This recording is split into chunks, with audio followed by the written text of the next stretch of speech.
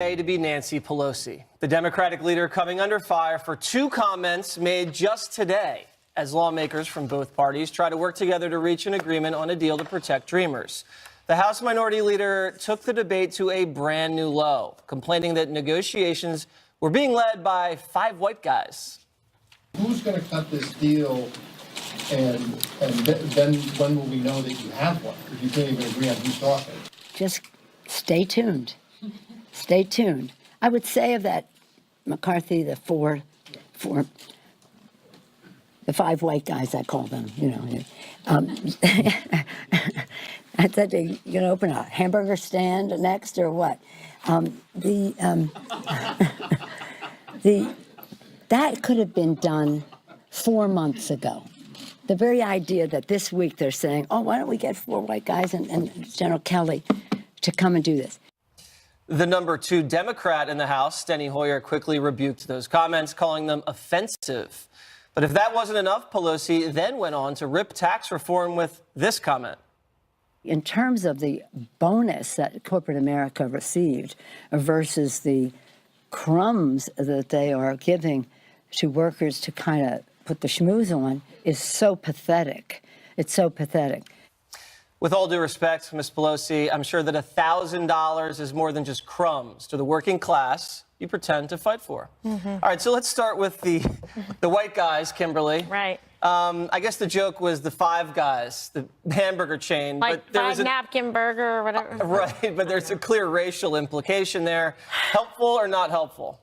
Well, not helpful, right? I mean, look, she got one laugh. I think maybe. Late, a very late laugh. Delayed. Chuckle. It was like a delayed laugh track that somebody's like cue it to save her career. Right. I think she just realized probably afterwards it wasn't the right thing to say. And I feel it's like, come on, how many times do you have to just take shots at white men?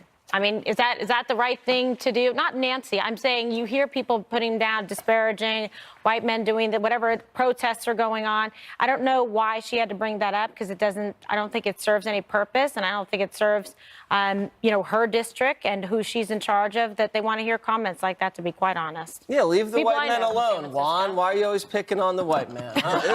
Let me just say, this is just such a, sometimes you think I've entered into an alternative universe. No, it's your reality. First of all, it was a poor joke, right? Because it got taken by people who want to criticize her as being racially loaded. But here's the reality of it. She was making a joke about the Five Guys hamburger chain, as Kimberly said. And secondly, what she's talking about is the lack of diversity, specifically the lack of anybody with any Hispanic background involved in these negotiations. So nobody, for example, the Congressional Hispanic Caucus has a Thursday meeting. Today, the meeting breaks up because they don't know what's going on. They don't have anybody in the meeting.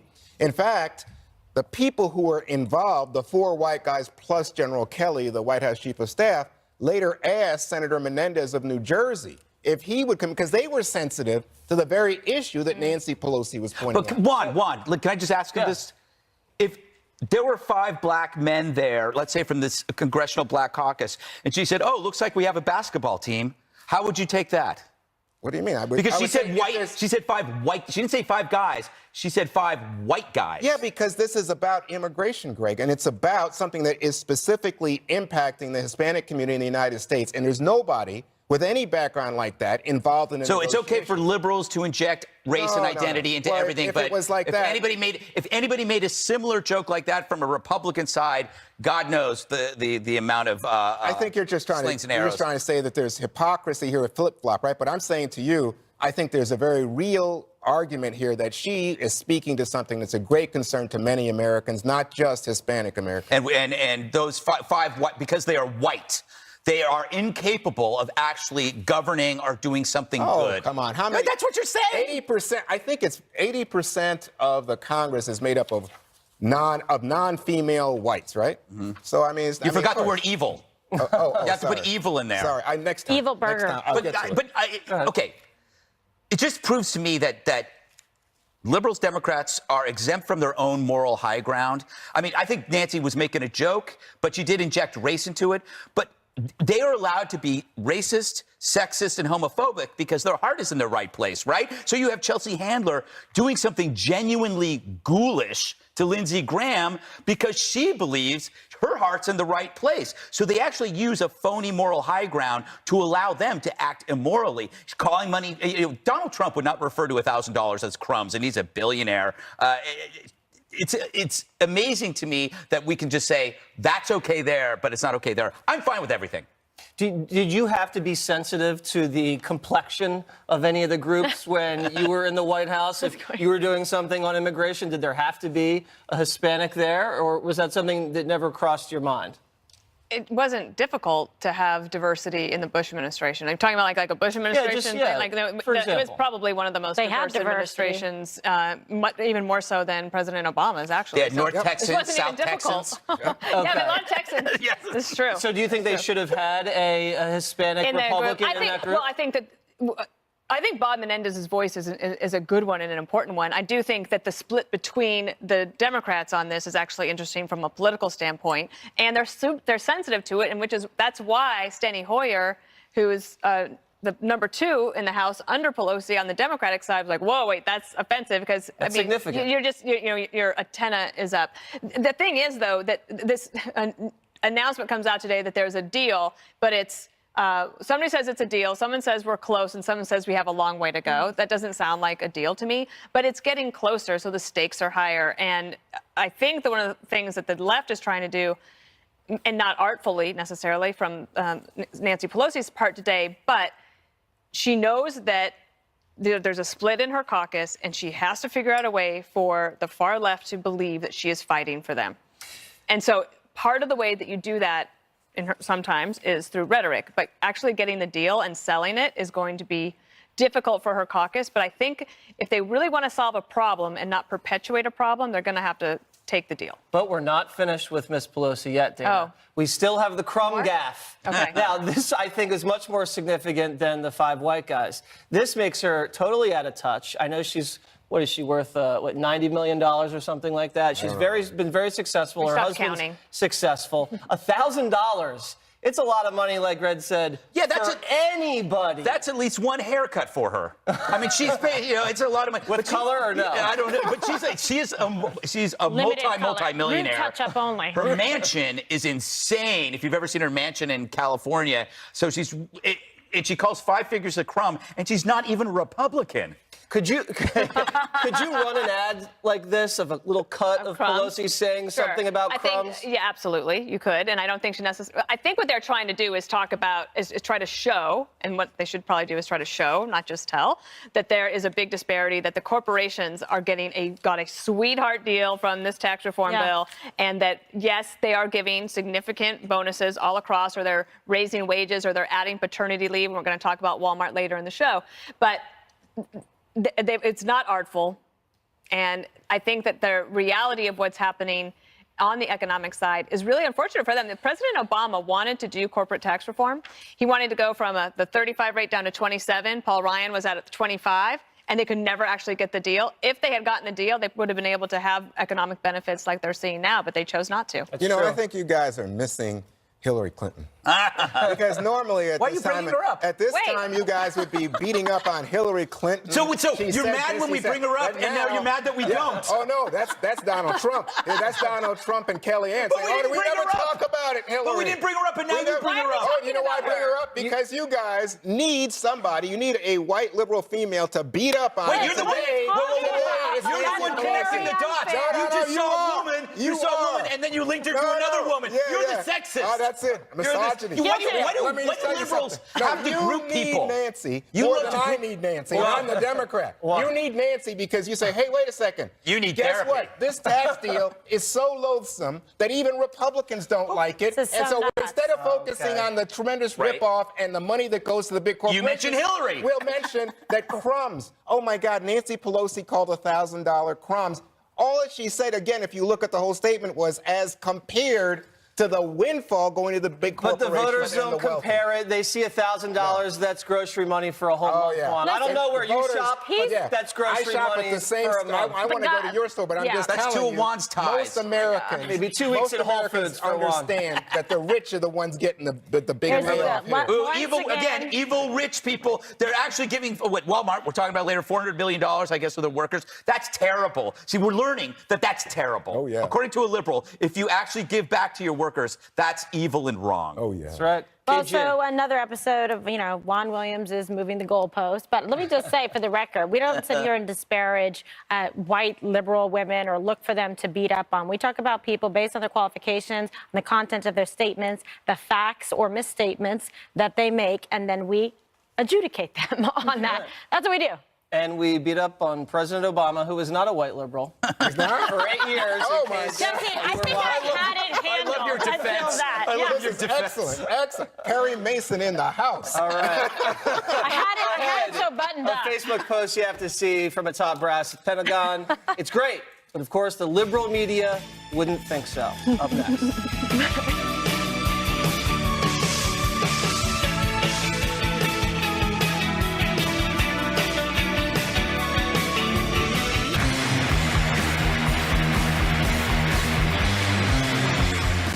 Surrender or die.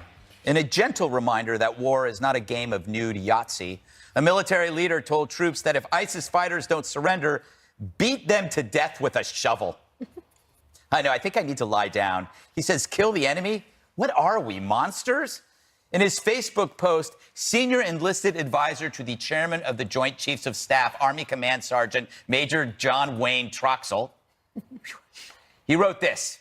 If they surrender, we will safeguard them to their detainee facility cell, provide them with chow, a cot, and due process. However, if they choose not to surrender, then we will kill them with extreme prejudice, whether that be through security force assistance by dropping bombs on them, shooting them in the face, that's never good, or beating them to death with our entrenching tools. So, finally, something on Facebook that isn't about your kid's Earth Day poem. Now, if this offends you, then you're as thick as an entrenchment tool because it's that sensibility that wins wars. Problem is, we put guys like Troxell out there to hold the line against the world's monsters. Then we jump on our high horses when we actually catch a glimpse of what they have to do.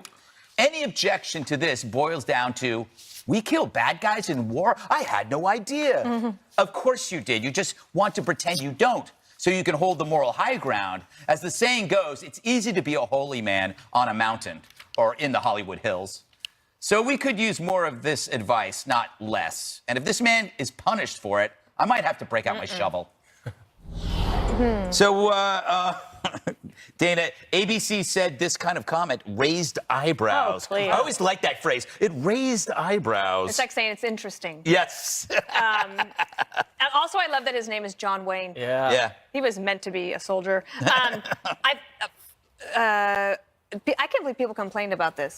I'm not. It's just the way. I'm more. It's news. That's what's interesting to me. It's like, oh my God, this guy. ABC picked it up and Yeah, they yeah. shouldn't And talk Washington this way. Post did it, and Well, Fox I'm News sure, did it. I would love to ask the ISIS guys what they thought of when they were raping the Yazidi women. Mm-hmm. Who Yeah. are still are extremely traumatized and trying to get their lives back together. Yeah, Juan, But I didn't ask. Juan, I don't think you could argue against killing terrorists who won't surrender, right? You got to be for that. Yeah. Killing them brutally with a shovel. God. No. And not one of those beach But, shovels. but see, they here's the do that so that we don't have to think about it. Well, here's the real news, right? Yeah. I like to think about I sit here every night at 5, and you guys tell me that President Trump has annihilated, defeated, cleared out, they're gone. But here comes John Wayne Troxell, and he says, oh, no, we're still fighting, that this fight is not over. Oh, no one said it's No one over. said it yeah, was you guys over. told me No, that no, we no, should I said it declare lasts victory. forever. That's what you That's told such me. a lie. You told America. I have said here yeah. that it's And an here- existential threat that we're But going to be that's fighting right. for a lifetime. And it continues, and it morphs, and it goes into online threats, and they go to other countries. They go to Africa. They go to Philippines. They this. go to Syria. Yeah. But here's the other thing that came out this week, and I think why this comment is so insensitive, even for our warriors. Insensitive. Because guess what? AP reported this week 11,000 civilians died in the effort for the He's not forces saying, to take he's not over saying killing Mosul. civilians. Well, he's what saying, he's saying, killing ISIS. right? But the Helps thing protect is, civilians. Yes, exactly right. So in other words, we want to protect civilians, but Right. if you go about it in a gross manner where you're just saying, we're going to annihilate you, roll you That's over. insensitive to the military to say that they kill in a gross Oh, well, manner. then, wait a minute. So it's not Gross manner. insensitive when their military leader, the top, There's no relativism. the top No enlisted relativism. man says, oh, we're going to take our shovel and smash. You think, come on. No, there's no relativism. You can say that about a terrorist, but don't say that our military men are sloppy or gross. when it Never comes to said that. protecting He's them. the You one just that's said it saying, He's the one that's saying we're going to attack you in a sloppy, gross manner. No, you know what's sloppy is indiscriminately bombing people from the air. And you know what's really neat and tidy? Knocking someone in the head with a shovel. There's no civilian casualties with that. That'd be better. That's one-on-one. You win on that And one. I'm sick of listening. Under Obama, it was all about human rights. Get for the after him terrorists. again. Human rights. It was about, right, they were playing soccer. Yeah. You know, we were giving them video Harry games at Potter Gitmo. movies. Yeah, they were Yes. watching movies. They were all getting lawyers. The Trump military all cares getting about their lawyers. last rights. Oh, my God. That's it. 72 virgins, however many it takes, leave them dead in the street. And it's finally time to do it. And you've seen the results. They're not having lawyers pick targets. They've uncuffed the military. And yeah, there's been civilian casualties, and that's very horrible. But I think by not doing anything on the ground over there, that's in the long run going to cause more civilian casualties. And by the way, civilian casualties will be reduced the more we use drones, because we're going to be able to go in and wait for those. We will be able to avoid civilians and just wait for those guys. And by the way, civilians die because the terrorists are using them as shields. Yep. Kimberly, Yes. thoughts? Make them as elegant and as wonderful as possible. Well, I heard a story about an SAS soldier that beheaded one of the jihadis with like a shovel or a spade, and then he cut off his arms and then used it to beat the other terrorists. Was that? Did you actually hear this story? Eloquence, as always. I can imagine that you asked for eloquence. Yes. And my point is, War war stories is with war. Kimberly And Guenslow. people are talking about, that's my kind of war story. And Yeah, people baby. are talking about raising eyebrows. Yeah. Well, they're cutting off heads and eyebrows. You know, Yeah, so yeah, that's yeah. what's happening. So when you see this, I don't care about their last rights. They don't care about us. They have no civility whatsoever. The rapes, the pillaging, the beheading, the global terrorism that's going on. So at least we're doing something about it. We've returned the rules of engagement to what they should have been before, right? What they were prior to the Obama administration. And now you have people actually in the arena and on the field that actually know what they're doing. And the president is listening to them. How refreshing. And guess what that is producing? Results. Do you know, did you hear the story about the Gitmo detainees who are like jumping on the Me Too issue? They claim that they're being Unbelievable. sexually harassed because they're being frisked before they go into court. Right. Yeah. Because they're being checked. Khaled Sheikh Mohammed said that groin searches are sexual harassment. Yeah. That takes. I think Gloria Allred is just representing KSM now. But and listen, no one cares about KSM down there. No one's interested in that. So I don't know where he thinks he's coming on. Well, the thing was that there were new people put in place, and the new people had new ways of conducting the searches. Actually, the court said that they can't search some of the lawyers' documents before. So this just changed. But I must say that if we're talking about language on this Have you gone through TSA these days? What's happened to me in that place? Really? Well, I'm just saying, if they pull you aside, if they do the pat, the serve, the whole situation. I requested. So I'm not actually. worried about the terrorists. We must move on. A teacher was dragged out of a school board meeting and arrested for questioning her boss's pay. Now she's encouraging others to take a stand ahead.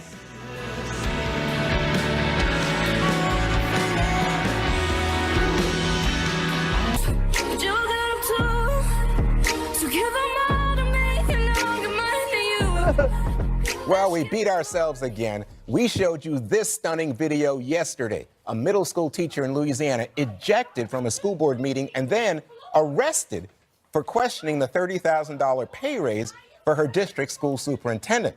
Now, all she wanted was more money for classrooms and for teachers. Daisha Hargrave is now speaking out. By silencing my voice, they've also taken away or tried to take away my First Amendment rights to speak, and I'm appalled at this, and you should be too. This particular issue directly involved me, directly involved my students, my fellow educators, and support staff, cafeteria workers, citizens outside of the school system even. I'm hoping that you choose to speak out after seeing what happened to me. And here's Superintendent Jerome Puyai's side of things. She was questioning if you deserve a raise. You know, can't you use it's better in the classroom? You can always use more money in the classroom. But when is a good time for a superintendent to get a raise? My sisters, my family, we're all educators. For those threats against them, more people were hurt. It is not fair to our families. So this, I mean, clearly he's very emotional because there has now been such a wave of response from across the country. The teachers' unions have organized marches and protests in Louisiana to support Ms. Hargrave. Meanwhile, the superintendent says, as you heard, his family is getting threats from people. What do you make of this, Jesse? It looked very heavy-handed. I didn't see what happened in the beginning, but she's like one of the teachers of the year, the year 2015, before. 2016. So something tells me she wasn't, throwing things. Oh, no. But, it just looks like just really two heavy-handed tactics to arrest someone and then charge her, too. No, they did not charge Well, they her. didn't. Well, they Arrested her. probably booked her. So they booked her. No. The sheriffs arrested her in the hallway, pushed her down, handcuffed her. Right. Everybody's videotaping it, which is the videotape we saw. Then they take her out to the car, but the Abbeville DA said there was no Declined charge. to Okay. charge. Well, I think she's really drawn a lot of But she was attention still to the taken into controversy. custody, so they have to make a report of that. Yes, they do. Okay, so, and the point is this guy's getting a hefty raise, and the teachers aren't making a lot of money, and the schools are failing. And I think that's the point, is that the schools are not only failing, the test grades are terrible, and they're spending a boatload of taxpayer money in the schools. The test scores are terrible. It's freezing. Kids are wearing parkas in the middle of math class. So obviously there's a lot more money to be used a lot more efficiently, and we have to look at how this money's being spent. So Dana, Parkas. let me just stand up here for the superintendent. He says that in fact the school district is one of the higher rated school districts in the state of Louisiana, that he's not paid on par with his peers as superintendents, and that's all he wanted. And that there's no good time, there's always a good time to put more money into schools and staff, but why does it mean that he can't have a raise? Well, local government is the absolute hardest form of government because it is down when you get down to dollars and cents. It's not talking about $30 billion for this or that. You're actually talking about maybe 33.5% of increase over the past 50 years, probably, in Louisiana schools. He also said, though, to CBS News, I'm the superintendent. I'm to blame. I should have stood up. That's what you want to hear, and it's the truth. I should have stood up and let her speak. So perhaps everybody can get past this because the people that are really hurting are the kids. It's great that they're performing well, and actually Louisiana schools came back quite successfully after Hurricane Katrina, and so they're making some good progress. But it's never going to be enough for teachers who want to do better for their students, and the parents who we saw in Baltimore the other day upset about the situation. I was just going to raise this The weather. topic. I'm glad you did. So on the other hand, you have a situation in Baltimore where you have young people unable to attend school. This is mostly minority, low-income kids going to Baltimore public schools, Baltimore City public schools, and they can't, even if they go, learn much because they are so cold because the schools are not being heated. Governor Hogan, a Republican in Maryland, has now given $2.5 million to try to expedite repairs that will get these schoolrooms heated. But you talk about taking away educational opportunity, Greg. I want to hear somebody say this is an outrage. This is an outrage. Thank you. Jinx. All right, coming up. So, you know what? Obviously, they spent a lot of money in Baltimore, and it doesn't do any good. So what does that tell you? It's not Mismanagement. It's not. Yeah, it's not about the money. But the other story, I wanted to comment on that. It's not about the debate. It's what happened in the hallway. And I want to follow Juan's logic. I think that if the cop were a white woman, that wouldn't have turned out that way, right? Because the white woman would have understood the white woman better and would not have arrested her. See, that's your logic, Juan. that right? We have to have like Wow, race he flipped to like that on race. you. But my other more important point, imagine if there were no smartphones.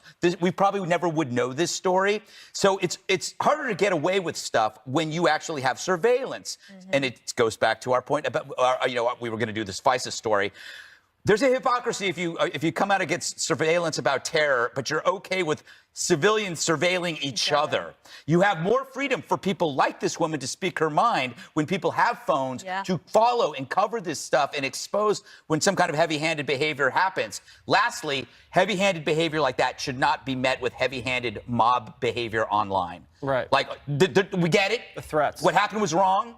Right. But we got to stop. We got to stop this mob stuff where we all jump Especially on. when it becomes a national story, like Yeah. as you Well, I said. could- Like, Yes. this Local never becomes would have national. been. Yeah. Local Right, but I couldn't agree more. We don't need the mob stuff. But Kimberly, Yes. what do you think about the idea that she is being inhibited from just speaking out in opposition to the authorities. Well, listen, I mean, I think it's reprehensible. I've worked as an educator. My mother was a teacher. We both worked with special needs children. And just the thought that children aren't able to get a proper education because they don't even have heat in the classrooms, that bothers me. It's abhorrent.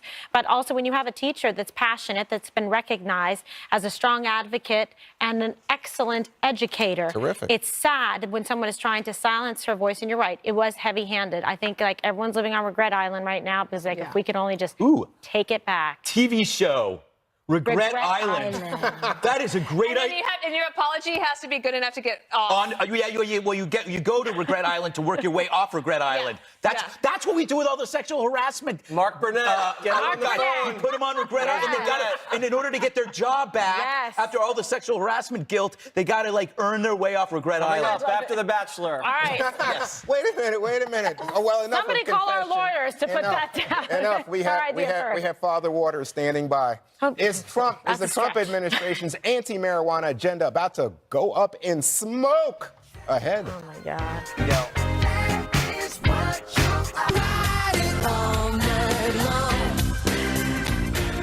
The Trump administration moved last week to tighten federal oversight of marijuana in America, and there's been a growing backlash within the Republican Party since. One report says Trump voters who use the drug feel it's the first time they have felt let down by the man they helped elect. The crackdown could pose a problem for some GOP lawmakers in the midterms. Colorado Senator Cory Gardner was among the first to publicly oppose the decision by Attorney General Jeff Sessions. Okay, so Dana, politics kind of interesting. You have some interesting bedfellows on this, both sides. Yeah, so Colorado, I grew up there, and I came for you for that reason, not because, this is what I think. I understand that Colorado overwhelmingly voted for this, and they want it, but it doesn't erase the fact that Congress has a law on the books that says the federal government should treat marijuana in a certain way.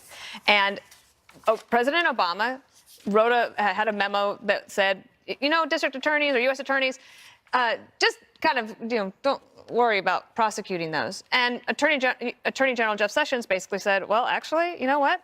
It is a law, and if the U.S. attorneys feel like they need to do it, go for it. What I think actually should happen is that the congressional members who care a lot about this, then they should get on board to some sort of legislation and try to persuade their colleagues to vote for it. Because one of the things that the left tries to say is that President Trump is lawless, when actually the administration is absolutely trying to follow the law and saying, this is what the law says. If you want us to change it, you're going to have to do something about it. And they've done that on several different things. This is just the latest one. But I would argue that from a conservative point of view, and I think this point was raised by Jason Lewis, who's a Republican from Minnesota, that if you believe in limited government, if you make the argument, as the Trump folks do all the time, that states, and we should allow the states to try to set the laws and enforce their laws, that this is in violation of what Trump's been talking about all along. Well, then they should pass a law that takes it off the federal books. Well, I just think the law, from what President Obama did, was to say we don't have to go through the big argument and everybody saying, oh, you must smoke marijuana if you... Forget that. Let's just say there's better use of law enforcement time and authority than going after some kid smoking a joint. But Jeff Sessions didn't say prosecute. He said use your discretion, U.S. attorneys. It's up to you. I think he did it in such a way, Dana, as to threaten that. All right, well, everyone has an opinion. Greg, what's yours? I agree with Juan. Oh, no. Take a sip of the unicorn. Drink from the cup. January 11th, 2018. Drink the antidote to the poison. Poor guy. Okay. It's Better be okay. fast acting. It's okay. Tell my wife I love her. Because you know what? I'm a stable genius. Yes. I always go back to you can't As ban well. something because you don't like it. If that were the case, I would have banned truffle oil a long time ago. Oh, my God. Yeah, I agree. the smell makes me sick. It's the Maroon 5 of oil.